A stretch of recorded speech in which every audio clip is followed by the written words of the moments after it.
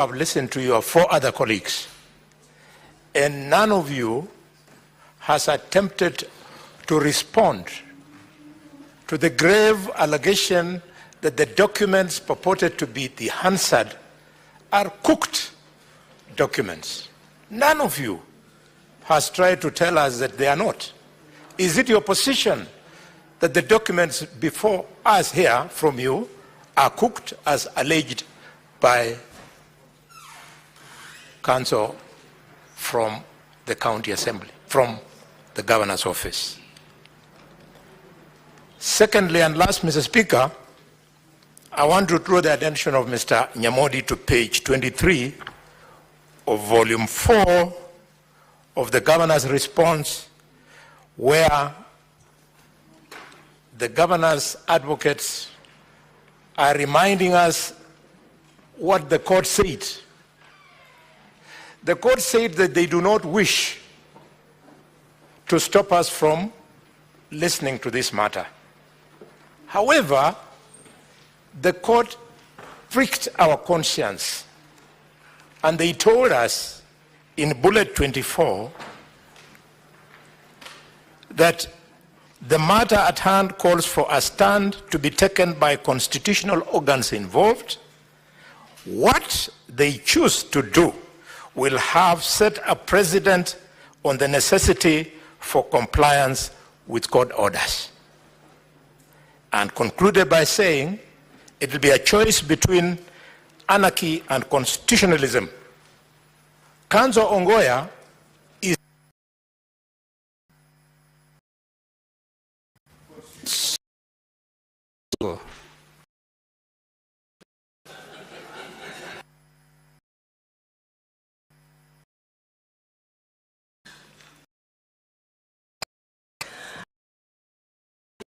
swali langu ni kwa advocate wa MCS.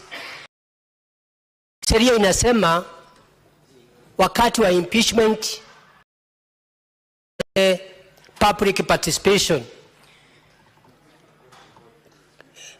Advocate wa governor wanasema public participation haikufanyika njia ile inafaa.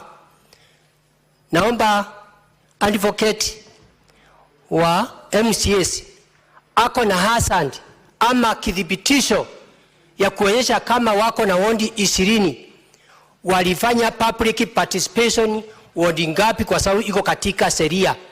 Na wakati walifanya walidhibitisha ya kuonyesha kama iko na hasand ama ni watu tu wali. Bwana Speaker. Senator Mundigi,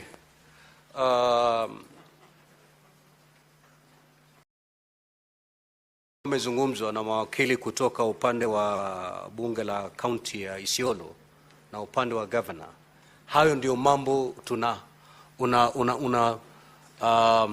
unashurutishwa uulize kiwa una tashishi yoyote. Usichukue mambo ambayo haikujadiliwa na haijatoka kwa county assembly ama kwa upande wa governor uzungumzie. Ni yale peke yake ambayo yamezungumziwa ndio unaweza pengine ukiwa una tashishi unaweza kuuliza ili ifafanuliwe zaidi. Bwana Speaker, hata hiyo swali langu nauliza linafanana na ile majibu alikuwa na jibu.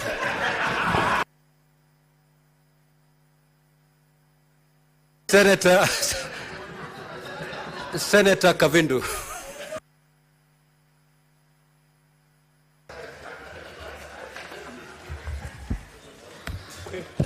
Mr. Speaker, my clarification I'm seeking from the county government of Isiolo. When they stood to defend or to talk against this motion, I did not hear them clarify beyond reasonable doubt about the meeting, if there was a sitting on the 18th and on the 26th of June. 2, Mr. Speaker, I want to get a clarification from the lawyers if it will be in order or right for this Senate to go against court order. Thank you, Mr. Speaker. Senator Karen Nyamu.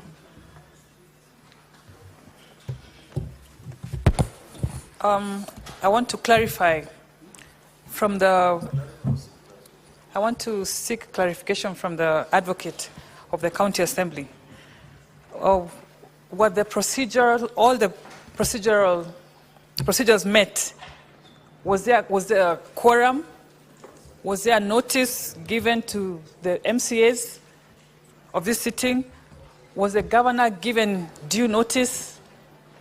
Just to try and establish if all the procedural rules that appertain to this kind of motion were met. Senator Omtata. Honorable Speaker, thank you for the opportunity. I would like to clarify from the councils for the County Assembly whether or not there was a court order issued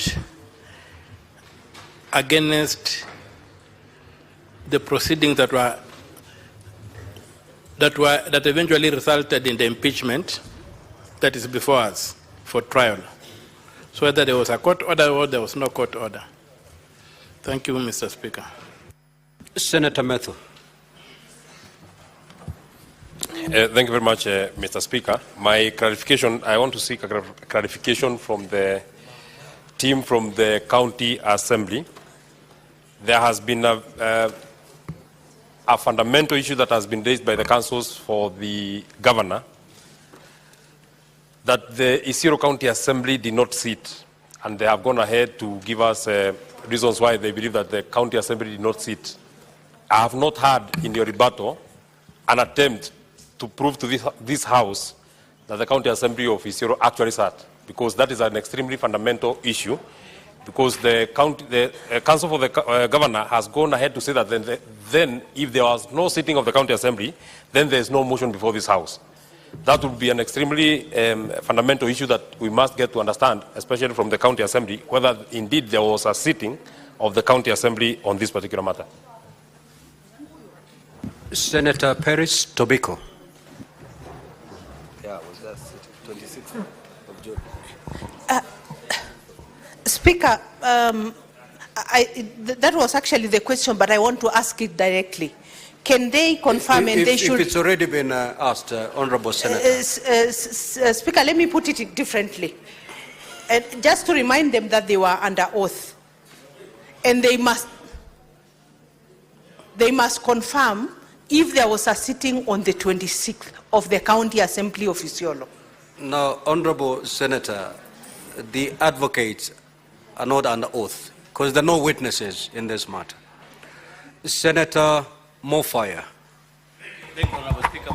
My concern was preempted by Senator Boni Khalwale and Senator Manso, because my concern was I listened to the charges. So it's already been preempted. Yeah, but I thought I could make some further clarification. No. Senator S.C. Okenyuri.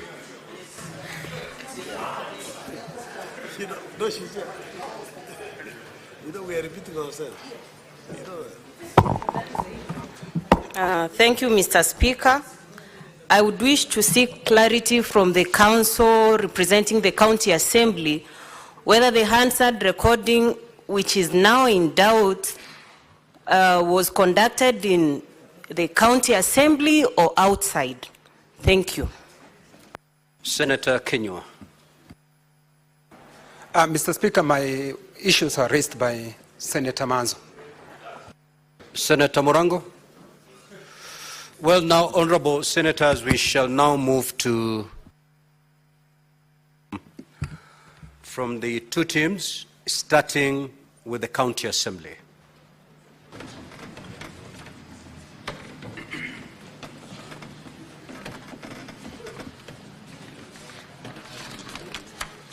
Now, I had already indicated the time available to you. 15 minutes to the team from the County Assembly and 15 minutes for the governor's team. You may proceed, Counsel. Thank you very much, Mr. Speaker. I want to start from the top, Senator Cheruiyot. You are correct. This matter is as complex as it is simple. Who is the clerk?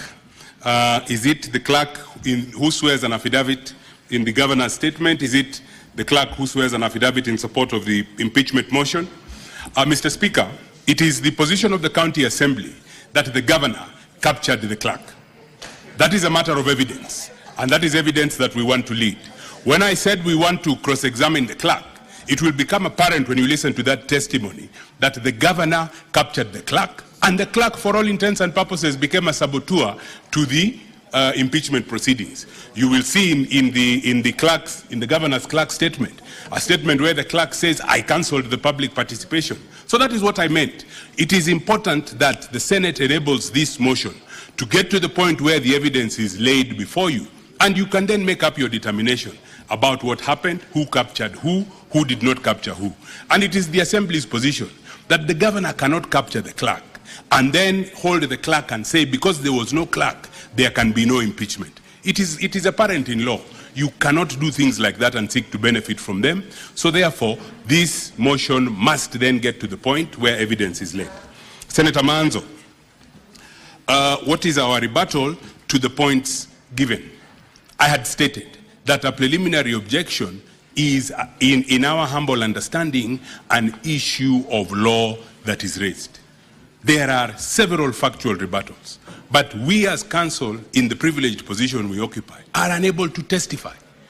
Our witnesses have rebutted those things that counsel have said, and it is therefore vitally important that this motion gets to the point where the Senate can hear that testimony from the witnesses themselves.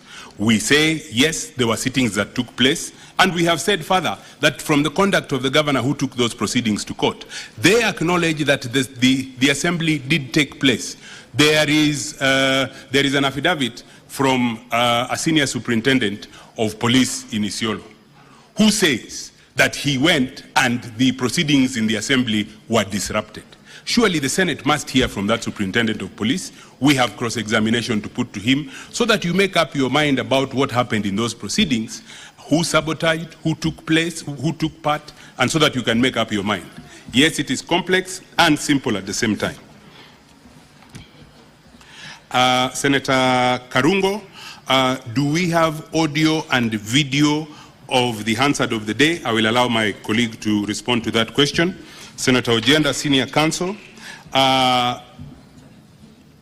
sittings were the basis of the orders obtained in Meru. Yes, we allege that there is an estoppel. Was there a sitting? Yes, there was a sitting, and that is why there is Hansard that the governor's advocates seek to now criticize at the preliminary stage. If there were no sittings, there would be no Hansard. And if there were no sittings, there would then be no foundation for the governor's advocates to go to court in Meru on the 25th or the 26th of June and get the orders that they did. That those orders exist from where we sit is proof that those sittings took place. Senator Mungatana, has the Meru decision been appealed or stayed? Our position is that in respect of impeachment proceedings, the Supreme Court in the Martin Nyaga Wambora matter gave guidance, not just to courts below, but to county assemblies and to the Senate, as to what to do with orders that are issued, like the ones that were issued by the High Court in Meru, in respect of incomplete impeachment proceedings. Those orders, according to the decision of the Supreme Court in Martin Nyaga Wambora, can be, I think the wording used by the Supreme Court is that they cannot be, they should not then be immediately effected. And that is the guidance that has been given by the Supreme Court. Senator Cheralgei, how many clerks? I believe I have attempted to answer that question. Yes, there is a question as to how many clerks there were and who was the clerk, but that is a matter of evidence. They have their position about who the clerk was. We have our position about who the clerk was. As I have said, it is our thesis that they captured the clerk. But the assembly needed to continue, and that is a matter of evidence that will then need to be tabled. As an advocate, I am unable to testify to it, but I know those affidavits exist in the record. Who invited the army? Like I said, in the governor's documents, there is an affidavit by a senior superintendent of police, and it is apparent that if he is swearing an affidavit for the governor, then the answer as to who invited the police or the army is answered by the fact of who is the police or the army testifying in favor of. Was public participation done? Yes, public participation was done. Was public participation done in disregard of the court order? I want the answer that I have given in respect of Senator Mungatana's question as to what should be dealt with court orders of the nature or of the species of, that was issued in Meru in respect of these impeachment proceedings to also apply to this, to that issue. Senator Wambua, is this the official Hansard of the recording proceedings? I will say yes, but my colleague Mr. Mawira will come and deal with that issue in more detail, and he will explain to this House as to why those are the official Hansard reports in respect of the proceedings. Senator Sigei, the ruling of the motion was the ruling that the motion was of no effect. Is that the motion before this House? Yes, it is. And I would urge this House then to consider that ruling in respect or together with the ruling of the Supreme Court or the guidance of the Supreme Court as to what should be done with rulings of that nature. And if I may state during my response to the questions from the senators, if this House stops this impeachment proceeding in respect of a court order like the one that has been issued, then as an advocate who has practiced law for not an insignificant time, I can say without any fear of contradiction that this is the last impeachment that this House will do, because the court orders will delay and delay and delay. There is a good reason why the Supreme Court took the position it did in Martin Nyaga Wambora, and there is no reason to depart from that position. There was a question as to whether the Hansard is full or abridged. Do we have an audio recording? Again, my colleague, Mr. Mawira, will respond to that. Senator Khalwale, no response to the allegation that the documents were cooked. That is an issue of fact. And because it is an issue of fact, it cannot fall from the mouth of the advocate that the documents were cooked. That can only come from a witness. And from our corner, it can only come from our witnesses. That is their position. We have an answer, and it is in the response, or it is in the documents that are brought in support of the motion. It is not an issue, because it is an issue of fact, it is not an issue that can be brought forward and tried as a preliminary issue, as the legal team for the governor seeks to invite this House to do. That is an issue, and it is a contested issue in the motion, and I beseech this House to allow the motion to get to the point where those who are competent and capable to testify to those contested facts are able to do it. In respect of the order, or in respect of the finding, Senator Khalwale, again at page 23 of volume 4, again I will repeat my answer to that question. This is an order, the species of which was envisaged by the Supreme Court in Martin Nyaga Wambora. Compliance does not need to take place, it doesn't need to take place immediately, and the Supreme Court then is clear that such an order, when issued by the High Court, should not and cannot get in the way of impeachment proceedings. The High Court's jurisdiction only arises once the impeachment proceeding is complete. When I was on my feet earlier on, I made the statement that what the Supreme Court envisages is an instance where even where the impeaching House is making a mistake, allow them to complete the mistake, because that is how institutions grow. And that is why the Supreme Court held as they did. Again, I will emphasize that these are time-bound proceedings, and if we then expose ourselves to the judicial process, we will never finish. Senator Mudama, clarify if there were sittings on the 18th and the 25th of June 2025. Yes, and that is the only way that the motion could have gotten to the Senate.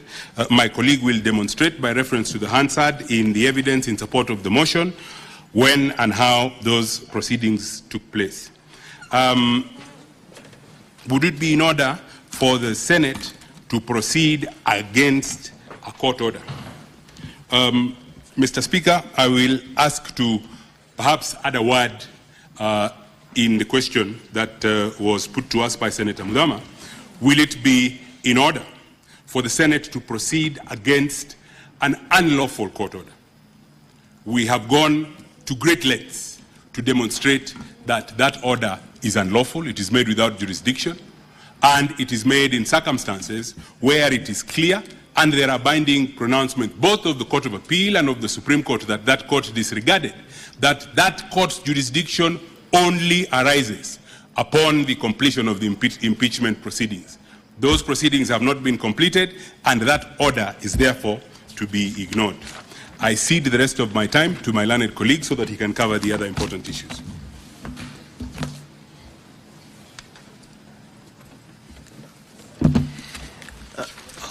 Honorable Speaker, my name is Morero Boniface Mavera.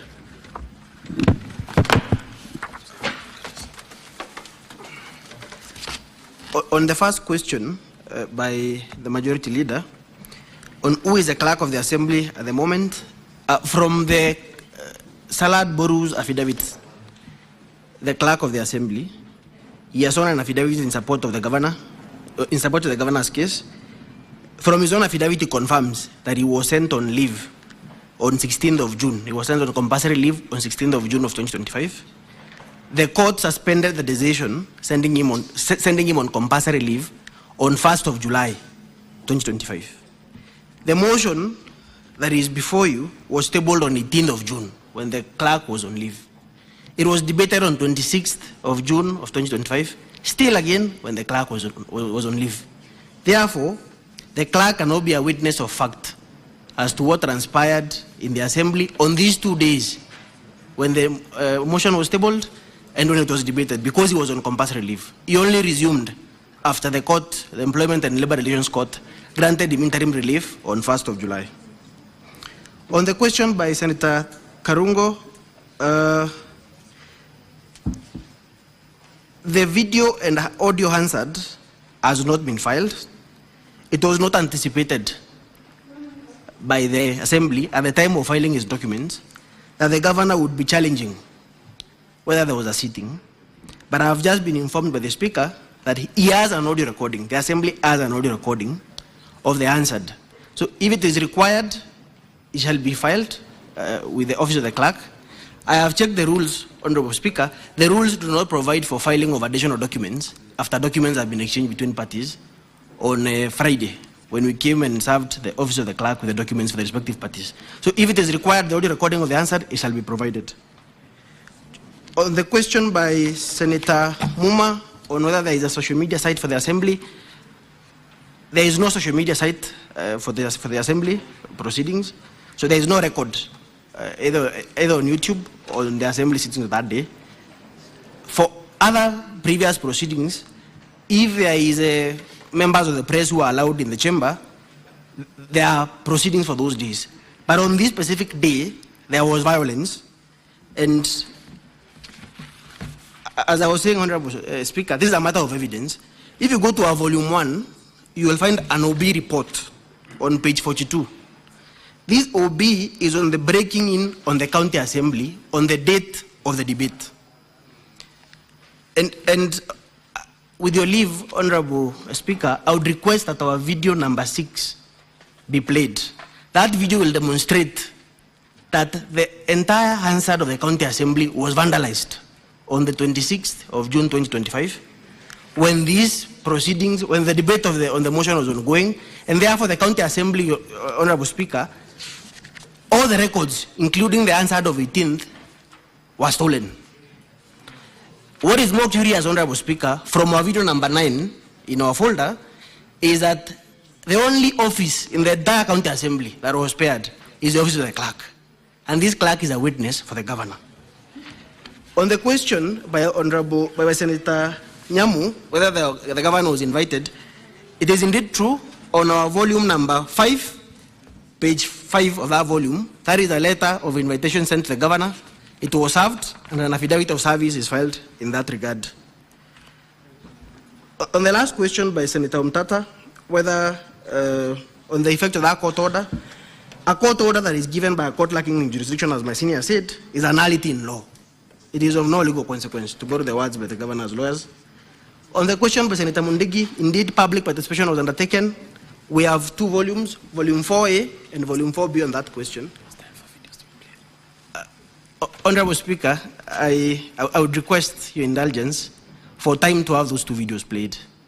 They're crucial to this question of whether indeed the assembly sat, because they demonstrate the violence and the vandalism that took place in the assembly on the 26th of June. In that regard, I would request for maybe additional time to play those 2 videos.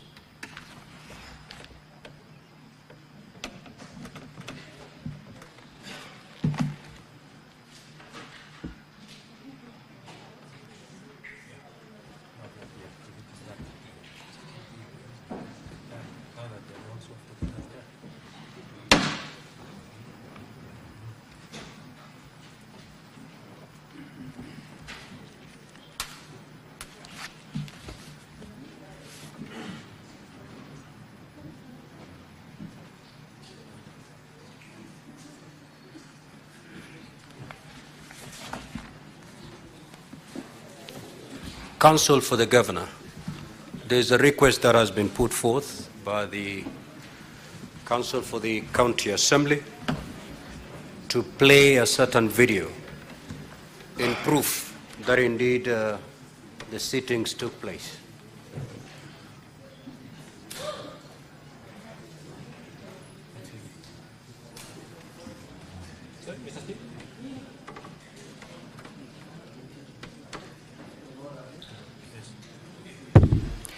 Thank you, Mr. Speaker. May I seek your indulgence to understand the issue? Do I understand the request by the County Assembly Council to be that a video can be played here which will show that the sitting took place? Because if that is the request they are making, then they can play it. We see where that sitting took place. We also